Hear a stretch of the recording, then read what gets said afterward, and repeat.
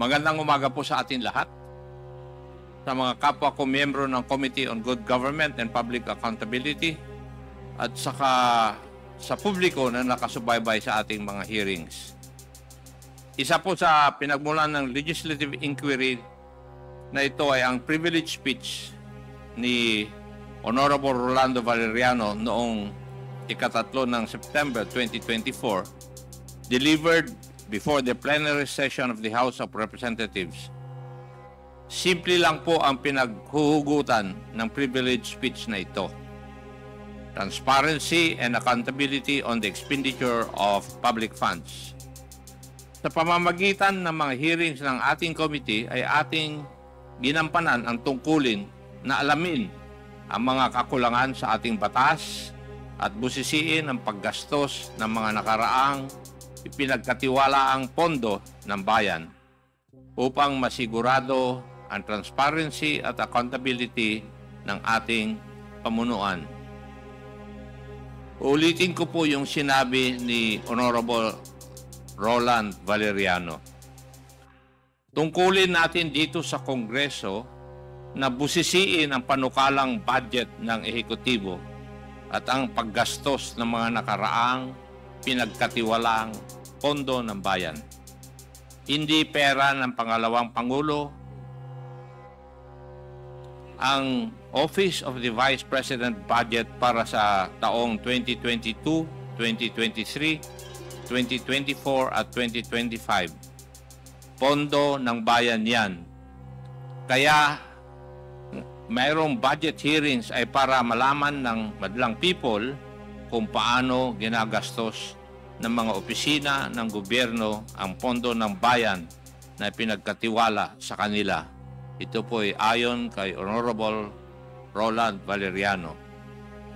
Nagsimula nga po ang hearings natin sa pagbusisi sa paggamit ng mga nakaraang budget ng mga opisinang pinamumunuan ng Office of the Vice President. Ang pinakamalaking parte ng pondo sa socio-economic program na umaabot ng humigit kumulang 2.2 billion pesos for 2023 at 1.75 billion for fiscal year 2024, pero hindi po malinaw ang mga benepisaryo. Ayon po sa Office of the Vice President, ang mga components ng programang ito ay ang mga sumusunod: libreng sakay, pagbabago campaign, OVP food trucks, livelihood programs like Magnegosyo Taday and Peace 911, medical assistance, burial assistance, and public assistance. May listahan silang binibigay sa COA ukol sa mga benepisaryo ng mga programang ito. Pero kapansin-pansin po sa mga accomplishment reports o ARs na sinubmit nila para sa confidential funds na may tila hiwalay pa na pamimigay ng medical and food aid na kinukuha raw sa confidential funds. Halimbawa, noong February 6 to March 29, 2023, halagang 42 million in medical and food aid was given using confidential funds, while another 40 million noong April 25 to June 30, 2023 ang pinamigay kuno gamit ang confidential funds na hindi dumadaan sa regular na proseso ng procurement at aid distribution. Kinalaunan, ating natuklasan ang nakababahalang paglustay ng confidential funds ng Office of the Vice President at pati na rin ang Department of Education. Nakita natin na nababalot ng secrecy and lack of transparency ang paghawak ng Office of the Vice President at ng Department of Education noong sekretarya pa nito si Vice President Sara Duterte. Ang confidential funds na inilagak sa kanila noong taong 2022 at 2023 for OVP at 2023 for Department of Education. May mga resource persons tayo noon na hindi sumisipot o sinasabing wala silang personal involvement o participation. mayroon ding ayaw naman mag-take ng oath upang magsasabi ng pawang katotohanan lamang sa komite na ito. Hindi exaggeration na sabihin na tayo ay dumaan sa butas ng karayom at napakadaming roadblocks para umabot tayo sa puntong ito. Ngunit unti-unti, sa pamamagitan ng ating masusi at porsigidong pagtatanong at sa paghahanap ng mga facts at ebidensya, ay ating natanggal ang secrecy na nagkukubli at nagtatago sa katotohanan sa kung ano ba talaga ang nangyari at kung saan o kanino napunta ang pondo ng bayan. Ito po ang money trail ng confidential funds ng OVP at DepEd based on the testimonies of Special Disbursing Officers Madam Gina F. Acosta ng OVP at ni Ginoong Edward Fajarda ng DepEd. The money trail of the confidential funds for both agencies looked exactly the same.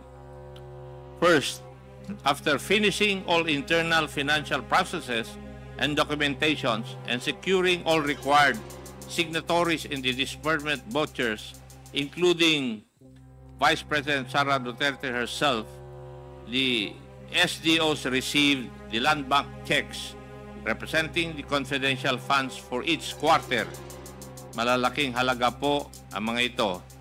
Sa OVP pa lang, nakakuha sila ng 125 million bawat quarter simula noong 4th quarter of 2022 hanggang 3rd quarter of 2023. Sa DepEd naman, 37.5 million kada quarter for 3 quarters or a total of 112.5 million. Sumatotal, 612.5 million po lahat. The SDOs themselves are the payees in these quarterly checks. The next step was for the SDOs to encash the confidential funds checks. Sabi po ni SDO Edward Fajarda, pina-encash po niya ang bawat isa nung tatlong 37.5 million checks sa Land Bank Dex branch, cold cash. Nilalagay sa 2 duffel bags at isang backpack ang cash. May kasama raw siya noong 3 beses na yon na kilala niya lamang bilang Alan. Matapos mag-encash, dinala niya ang cash sa kanyang opisina sa DepEd. Sabi naman ni SDO Gina Acosta, para sa OVP confidential funds worth 125 million per quarter, pinapa-encash niya ang bawat cheque sa Land Bank Shaw Boulevard branch. Kasama niya si Assistant Chief of Staff Lemuel Ortonio at 2 di mapangalanang driver sa pagpapa-encash ng bawat cheque. 4 na beses, inilalagay raw nila ang 125 million cash sa 4 na duffel bags. Pareho, sinabi ni Acosta at Ortonio na mula sa Land Bank ay pumunta na sila sa opisina ni Madam Gina Acosta sa Office of the Vice President. As if it was all planned and orchestrated or part of a common design, both SDO Acosta and Fajarda said that the Vice President directly instructed them to hand over the cash representing the confidential funds to certain security officers. For DepEd, may itinalaga raw si Colonel Raymond Lachica, ang head ng Vice Presidential Security and Protection Group, ng isang security officer na nangangalang Colonel Dennis Nolasco, kung saan weekly nagbibigay ng pondo si SDO Fajarda amounting to 4 to 6 million per week. For the Office of the Vice President, si Colonel Lachica raw mismo ang security officer na buong pinag-aabutan ni SDO Acosta ng 125 million every quarter. Matapos di umano ibigay ng mga SDOs ang pera sa mga security officers na sina Colonel Nolasco at Colonel Lachica, wala na raw silang partisipasyon sa actual disbursement ng confidential funds. Wala silang ibang basehan sa kung anong nangyari sa pondo, kundi sa pamamagitan ng mga accomplishment reports na kailangang ihanda at isumite para sa liquidation ng confidential funds. Malinaw po sa kwento ng mga SDOs na hindi sila ang nag-disburse o nagbayad ng payments to the informants and other supposed payees ng confidential funds. Naturalmente, hindi rin sila ang gumagawa ng accomplishment reports kasi wala silang kaalaman kung papaano nagasta ang pera ng bayan. Ito po ang parehong sinabi sa hearing ni na SDO Acosta at SDO Fajarda.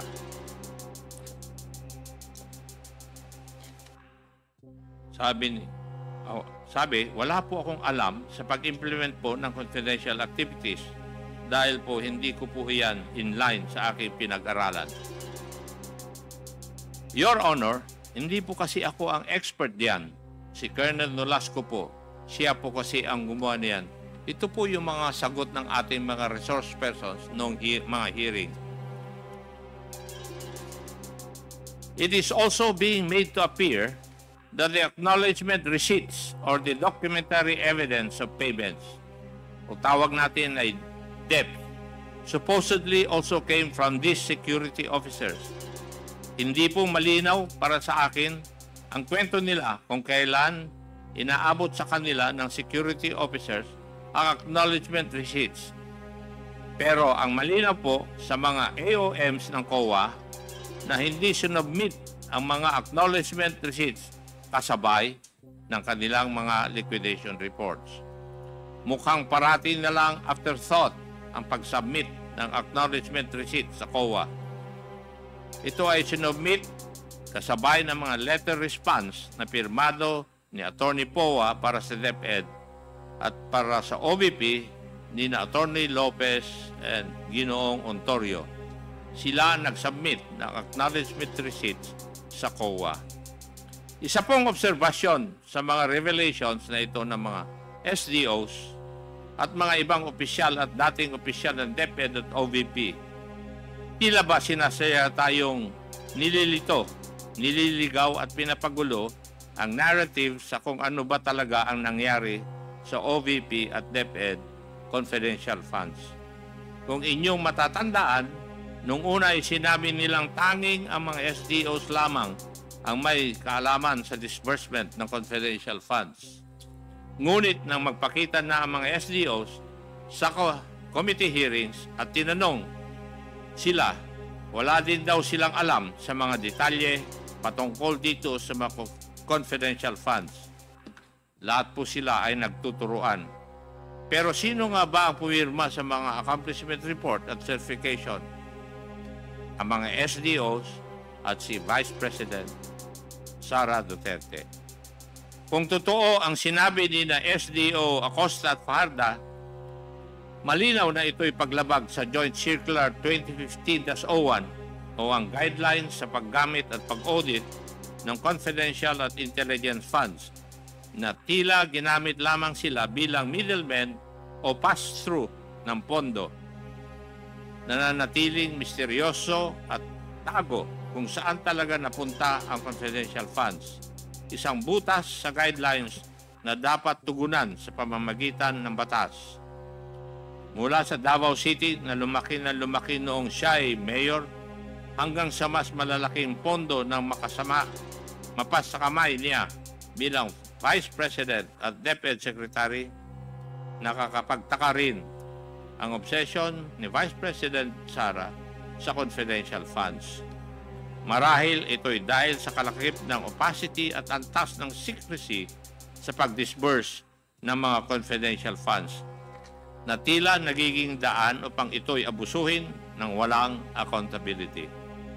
At pagbaliwala sa mga alituntuning ito ay isang paglapastangan sa tiwala ng publiko at sa prinsipyo ng pananagutan na dapat sinusunod ng bawat institusyon ng pamahalaan, lalong-lalo na sa opisina ng pangalawang Pangulo.